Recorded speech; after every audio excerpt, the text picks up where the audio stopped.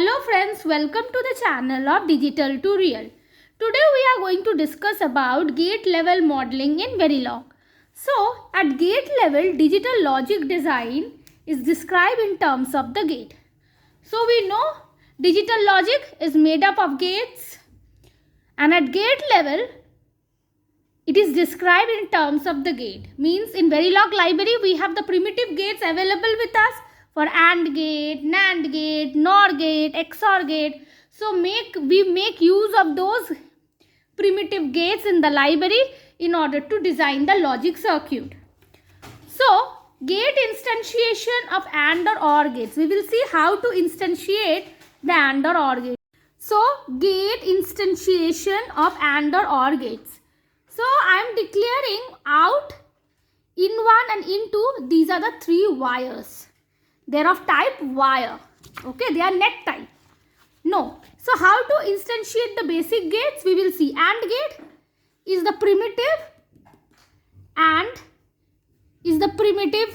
gate which is available in the Verilog library, and A1 is the instance name of AND.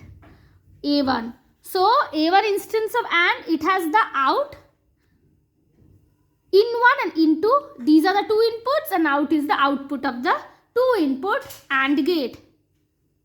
So here is the NAND gate, primitive gate, and NA1 is the instance name of NAND. Out is the output of the NAND gate. In1 and input are the two inputs of the NAND gate. OR is the name of the Verilog module, which is a primitive gate available in the Verilog library. OR1 is the instance name of the module OR. Out is the output. In1 and in2 are the two inputs of the OR gate. NOR. So here is the NOR. This is the Verilog module name, NOR.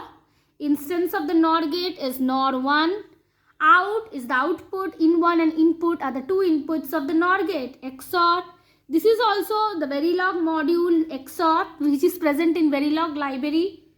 Okay, these are the primitive gates modules of the primitive gate. X1 is the instance name of XOR. Out is the output. In1 and input are the two inputs. XNOR is the XNOR gate module which is present in the Verilog library. NX1 is the module name, the instance name of XNOR, and out, in1, in2. Out is the output. In1 input are the inputs of the XNOR gate. So suppose we have more than two input, that is three input. So NAND gate, which is the primitive NAND gate in the Verilog library, it also have the module of three input NAND gate. So here is the NAND, and maybe the NAND gate which is there in the Verilog library, you can expand it with the different number of inputs. That flexibility might be there in the module, in the port list. Okay. So here it is 3 input NAND gate. NA1_3INP is the instance name of the NAND gate. Out is the output. In1, in2, in3 are the inputs of the NAND gate. Gate instantiation without instance name. Now that is also possible. We can instantiate the gate without the instance name also. NAND NA1_3 in P, it is missing. Then out, in1, in2, in3. So this is the port list. So gate instantiation without instance name is also possible in Verilog. Now buff, that is the buffer, and NOT gates. So buff gate, it is a buffer gate. NOT is the NOT gate. So buff and NOT gate primitives, they are also provided in Verilog, just like the other gates we spoke about. So buff and NOT gates are also provided in Verilog. Here is the symbol of the buffer.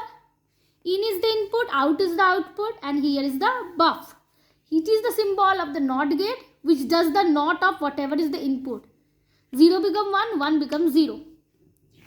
Okay. And here is the basic gate instantiation. Suppose we are having a instance name B, in1 and out. Now, like buffer and NOT gates, I have also in Verilog buff if, not if.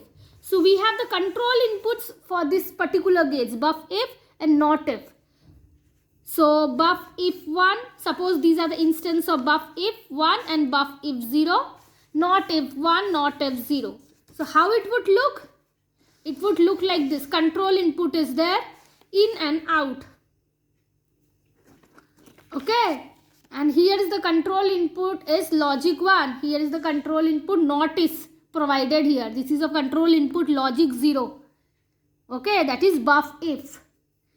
Here is the NOT gate. Here the control input is logic 1. Here is the control input, it's logic 0. So such gates are used where this buff if, not if, where they are used. Such gates are used when we have multiple drivers and the multiple driver drive one particular bus. A single bus, if multiple drivers are driving, then in order to control the driving capability of the bus, we are having this control input.